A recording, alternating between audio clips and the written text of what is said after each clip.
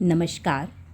स्वागत है आप सभी का हमारे YouTube चैनल नॉलेज रेन में, जहां हम माध्यमिक शिक्षा मंडल मध्य प्रदेश भोपाल द्वारा जारी इकाईवार नवीनतम पाठ्यक्रम एवं अंक योजना पर आधारित युगबोध परीक्षा बोध के हल देख रहे हैं। इस पुस्तक में भौतिक विषय के सभी प्रश्नों को यूनिट वाइज सभी क्वेश्चंस को अच्छे से व्यवस्थित किया गया है। हम यूनिट 1 के हल देख चुके हैं। आज हम इसका अध्याय 2 सरल रेखा में गति के हल देखेंगे। Motion in a straight line. वस्तुनिष्ठ प्रश्न है, किसी गतिशील पिंड का वेग दोगुना कर देने पर दुगुना हो जाता है। त्वरण, गतिज ऊर्जा, संवेग या भार। तो इसका राइट आंसर होगा ऑप्शन नंबर सी, संवेग। किसी गतिशील पिंड का वेग दुगना करने पर उसका संवेग भी दुगना हो जाता है। एक समान सरल रेखीय गति में स्थिति समय ग्राफ की ढाल प्रवणता व्यक्त करती है। कण का विस्थापन, कण का त्वरण, कण की दूरी या कण का वेग। तो इसका सही आंसर है कण का वेग। तात्क्षणिक वेग और तात्क्षणिक चाल का अनुपात होता है 1 से कम, 1 से ज़्यादा, 0 या 1 के बराबर। तो इसका सही आंसर है डी, 1 के बराबर। किसी त्वरण व समय के बीच खींचे गए ग्राफ का क्षेत्रफल दर्शाता है। विस्थापन, वेग, वेग में परिवर्तन या तय की गई दूरी। तो इसका राइट आंसर है ऑप्शन नंबर सी, वेग में परिवर्तन। अगला है, यदि किसी वस्तु का स्थिति ग्राफ समय अक्ष से समांतर है तो उस वस्तु का वेग होगा अनंत, शून्य, नियत या इनमें से कोई नहीं। तो इसका राइट आंसर है अनंत। गैस के अणुओं की गति होती है एक विमीय, द्विविमीय, त्रिविमीय या केवल ऊपर नीचे। तो इसका राइट आंसर है त्रिविमीय। इसके बाद अगला है प्रश्न नंबर 7वां, किसी गतिमान कण के लिए शून्य हो सकता है विस्थापन, दूरी, चाल या इनमें से कोई नहीं। तो ऑप्शन नंबर ए इसका करेक्ट है, विस्थापन। इसके बाद है सही जोड़ियां बनाइए। यहाँ हमें सही जोड़ियां बनानी है। गति का प्रथम समीकरण, गति का प्रथम समीकरण होता है v बराबर u प्लस at। गति का द्वितीय समीकरण, तो ये होता है s बराबर ut plus half at square. इसके बाद तीसरा है मंदन का मात्रक। मंदन का मात्रक होता है ये ऑप्शन नंबर डी, मीटर प्रति सेकंड स्क्वायर। एकांक समय में चली गई दूरी, तो एकांक समय में चली गई दूरी होती है चाल। और टीवे सेकंड में चली गई दूरी, तो टीवे सेकंड में चली गई दूरी होती है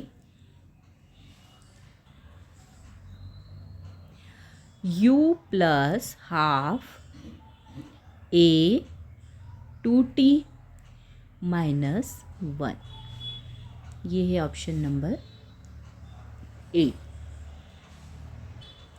इसके बाद इसका प्रश्न नंबर 3 है, निम्नलिखित प्रश्नों के उत्तर एक शब्द या एक वाक्य में लिखिए। तो बिंदु वस्तु से क्या तात्पर्य है? तो ये इसका उत्तर है, यदि वस्तु द्वारा चली गई दूरी वस्तु के आकार की तुलना में बहुत अधिक हो तो उस वस्तु को बिंदु वस्तु कहते हैं। वस्तु की गति की दिशा का वेग या त्वरण किससे निर्धारित होता है? तो किससे निर्धारित होता है? वेग से। इसके बाद है, एक वस्तु r त्रिज्या के वृत्तीय पथ पर गति कर रहा है। एक पूर्ण चक्कर के पश्चात उसके द्वारा तय की गई दूरी एवं विस्थापन कितना होगा? तो दूरी कितनी होगी? 2 पाई r वृत्त की परिधि के बराबर होगी। एक पिंड नियत वेग से गति कर रहा है, इसका त्वरण कितना होगा? तो यदि नियत वेग से गति कर रहा है तो इसका त्वरण कितना होगा? 0 होगा। त्वरण क्या है? इसका एसआई मात्रक लिखो। तो वेग परिवर्तन की दर त्वरण कहलाती है और इसका एसआई मात्रक है मीटर प्रति सेकंड स्क्वायर। इसके बाद प्रश्न नंबर 6 है, वेग समय ग्राफ व समय अक्ष से घिरा क्षेत्रफल किस राशि को व्यक्त करता है? तो किस राशि को व्यक्त करता है? ये वस्तु के विस्थापन को। अगला है, रिक्त स्थानों की पूर्ति कीजिए। वेग परिवर्तन की दर को क्या कहते हैं? त्वरण कहते हैं। किसी गतिमान वस्तु की स्थिति परिवर्तन की दर को उस वस्तु की चाल कहते हैं। ताक्षणिक चाल ज्ञात करने वाले यंत्र का नाम क्या है? चाल मापी है। और परिवर्ती गति में किसी क्षण पर वस्तु के वेग को उसका क्या कहते हैं? तात्क्षणिक वेग कहते हैं। इसके बाद किसी निश्चित दिशा में वस्तु द्वारा तय की गई दूरी को उसका विस्थापन कहते हैं। इसके बाद विलियर्ड बॉल की गति द्विविमीय गति होती है। अगला है, सत्य असत्य बताइए। वेग समय ग्राफ से वस्तु द्वारा चली गई दूरी ज्ञात कर सकते हैं? तो कर सकते हैं, हाँ। विस्थापन 0 ऋणात्मक या धनात्मक हो सकता है? हाँ, हो सकता है। एक समान गति के लिए त्वरण 0 होता है? हाँ, एक समान गति के लिए त्वरण 0 होता है।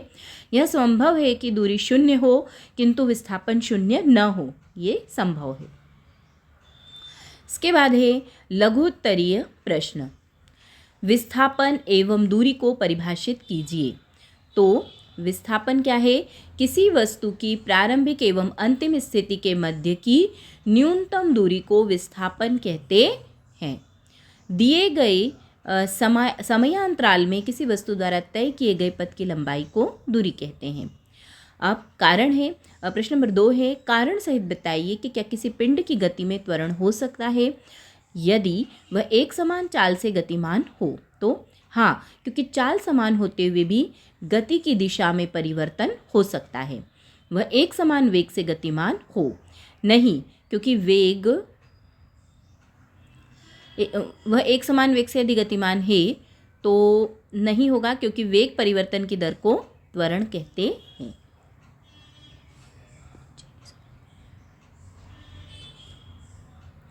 अगला है प्रश्न नंबर 3, क्या ऐसा संभव है कि किसी वस्तु की चाल स्थिर हो लेकिन वेग परिवर्तनशील हो? तो किसी कण की एक समान वृत्तीय गति में ऐसा संभव है। क्या किसी वस्तु का वेग स्थिर लेकिन चाल परिवर्तनशील हो सकती है? तो वस्तु का वेग स्थिर होने पर वेग का परिमाण अर्थात वस्तु की चाल तथा दिशा दोनों नियत रहती है, अतः ऐसा संभव नहीं है। समरूप गति के लिए वेग समय ग्राफ खींचिए। तो यहाँ पर ये ग्राफ खींचा हुआ है, वेग समय ग्राफ। अगला है प्रश्न नंबर 6, एक समान त्वरित गति के लिए वेग समय ग्राफ खींचिए, इसके ढाल से हमें क्या प्राप्त होता है? तो ये वेग समय ग्राफ यहाँ पर खींचा हुआ है और इसके ढाल से हमें क्या प्राप्त होता है? त्वरण प्राप्त होता है। प्रश्न नंबर 7 है, किन्हीं दो क्षणों के मध्य खींचे गए वेग समय ग्राफ के अंतर्गत आने वाला क्षेत्रफल क्या प्रदर्शित करता है? तो क्या प्रदर्शित करता है? ये वस्तु के विस्थापन को प्रदर्शित करता है। निम्नलिखित पदों के अर्थ समझाइए। एक समान वेग, परिवर्ती वेग, एक समान त्वरण और परिवर्ती त्वरण, अथवा एक समान तथा परिवर्ती त्वरण को परिभाषित कीजिए। ये प्रश्न पूछा गया है 2023 में। तो एक समान वेग, जब समान समयांतराल में किसी वस्तु का विस्थापन समान होता है, चाहे समयांतराल कितना भी छोटा क्यों न हो, तो उसके वेग को एक समान वेग कहते हैं। और परिवर्ती वेग क्या होता है? जब कोई वस्तु समान समयांतराल में असमान दूरी तय करती है तो उसकी इस गति को असमान गति कहते हैं। इस स्थिति में वस्तु के वेग को परिवर्ती वेग कहते हैं। अगला है एक समान त्वरण। किसी वस्तु के त्वरण को एक समान त्वरण कहते हैं यदि समान समयांतराल में वस्तु के वेग में समान परिवर्तन होता है। चाहे समयांतराल कितना भी छोटा क्यों न हो। अब परिवर्ती त्वरण क्या होता है? तो किसी वस्तु के त्वरण को परिवर्ती त्वरण कहते हैं यदि यह समान समयांतराल में वस्तु के वेग में असमान परिवर्तन होता है। अगला है लघुत्तरीय प्रश्न। विस्थापन और दूरी में अंतर लिखिए। तो विस्थापन और दूरी में क्या अंतर है? यह दिए गए समयांतराल में वस्तु के स्थिति निर्देशांकों के अंतर के तुल्य होता है और यह दिए गए समयांतराल में वस्तु द्वारा तय किए गए पथ की लंबाई के तुल्य होती है। यह एक सदिश राशि है और यह एक अदिश राशि है। विस्थापन सदिश राशि है और दूरी अदिश राशि है। विस्थापन धनात्मक, ऋणात्मक या शून्य हो सकता है, जबकि दूरी कैसी होती है? हमेशा धनात्मक होती है। विस्थापन वस्तु के पथ की प्रकृति पर निर्भर नहीं करता, लेकिन दूरी वस्तु के पथ की प्रकृति पर निर्भर करती है। इसके बाद अगला है वेग और चाल में अंतर लिखिए। तो वेग और चाल में क्या अंतर है कि किसी निश्चित दिशा में इकाई समय में गतिशील वस्तु द्वारा तय की गई दूरी को उस वस्तु का क्या कहते हैं? वेग कहते हैं, और इकाई समय में गतिशील वस्तु द्वारा तय की गई दूरी को उस वस्तु की क्या कहते हैं? चाल कहते हैं। वेग एक सदिश राशि है और जबकि चाल क्या है? अदिश राशि है। वेग धनात्मक, ऋणात्मक या शून्य हो सकता है, जबकि चाल हमेशा कैसी होती है? धनात्मक होती है। प्रश्न नंबर 3 है,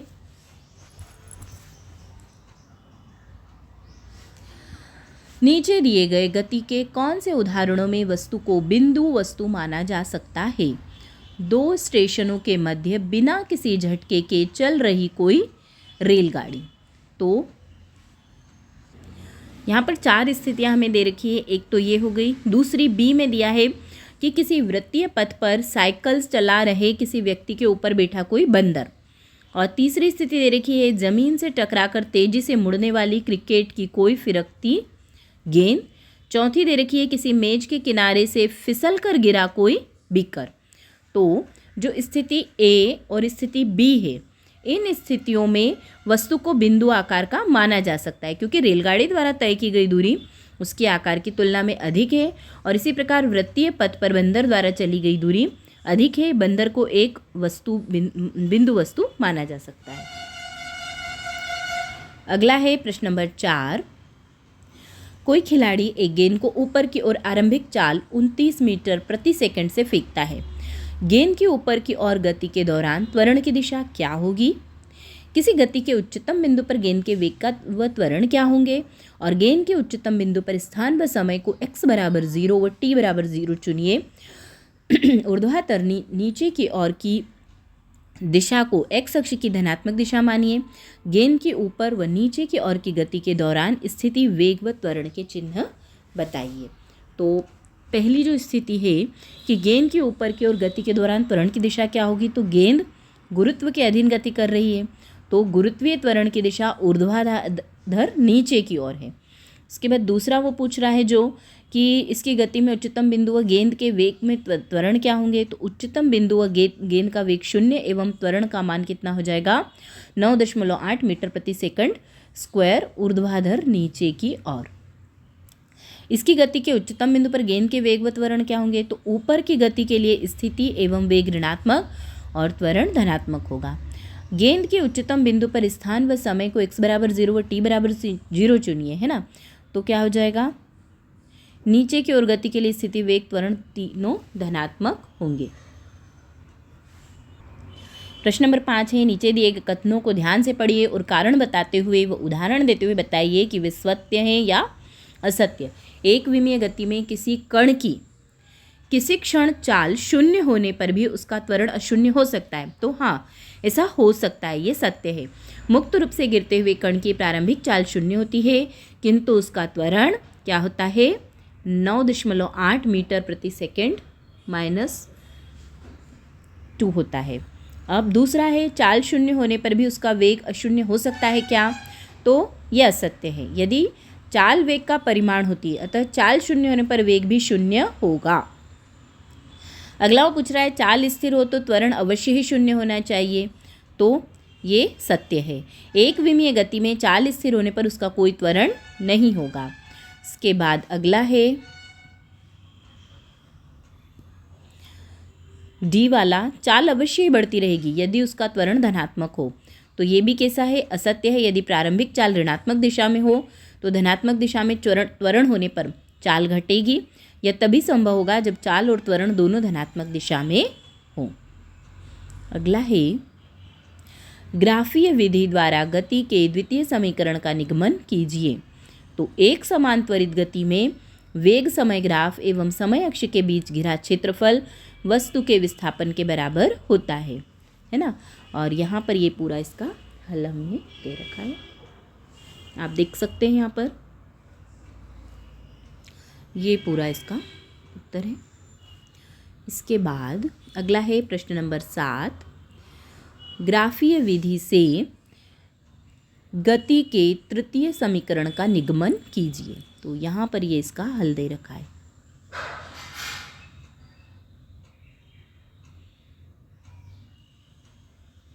ये द्वितीय समीकरण आ गया।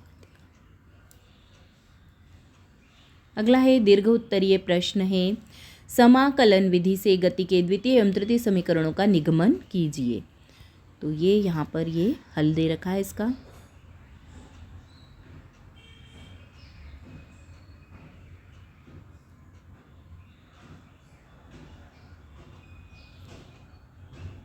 ये गति का तृतीय समीकरण। इसके बाद प्रश्न नंबर 2 है, ग्राफीय विधि से गति के द्वितीय एवं तृतीय समीकरण का निगमन कीजिए। तो ये ऊपर बता दिया है। अगला है, एक कार एक शहर ए से दूसरे शहर बी तक 40 किलोमीटर प्रति घंटा की चाल से जाती है तथा 60 किलोमीटर प्रति घंटा की चाल से वापस आती है। कार की औसत चाल और औसत वेग ज्ञात कीजिए। तो माना दोनों शहरों के बीच की दूरी x किलोमीटर है। अब यहाँ पर इसका ये पूरा हल हमें दे रखा है।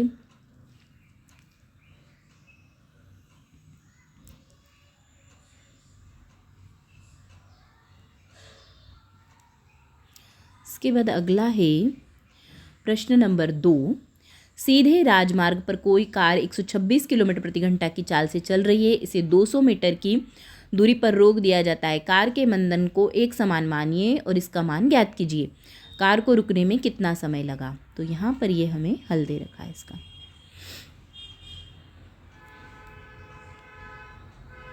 इसके बाद अगला है प्रश्न नंबर 3 है, ऊर्ध्वाधरतः ऊपर की ओर फेंके गए पिंड के लिए त्वरित गति के समीकरणों को प्राप्त कीजिए। ये 2023 में आया हुआ प्रश्न है। माना एक पिंड u वेग से ऊर्ध्वाधर ऊपर की ओर फेंका जाता है और समय t के पश्चात यह h ऊंचाई पर वेग v प्राप्त कर लेता है। अब ये प्रथम समीकरण की यहाँ पर व्युत्पत्ति दे रखी है, यहाँ से यहाँ तक। उसके बाद ये द्वितीय समीकरण की व्युत्पत्ति दे रखी है। आप चाहें तो इनके स्क्रीनशॉट ले सकते हैं। ये तृतीय समीकरण की व्युत्पत्ति।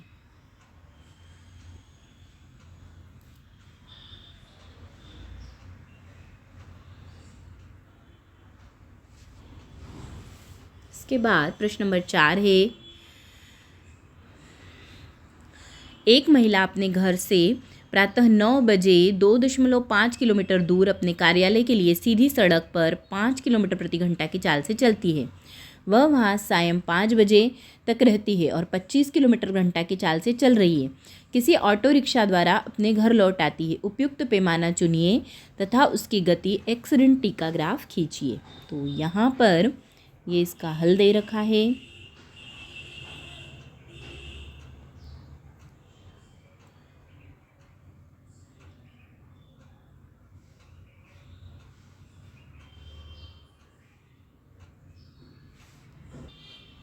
धन्यवाद। आज के लिए इतना ही। अगर आपको वीडियोस पसंद आ रहे हैं तो कृपया इन्हें लाइक करिए, शेयर करिए और चैनल को सब्सक्राइब करिए।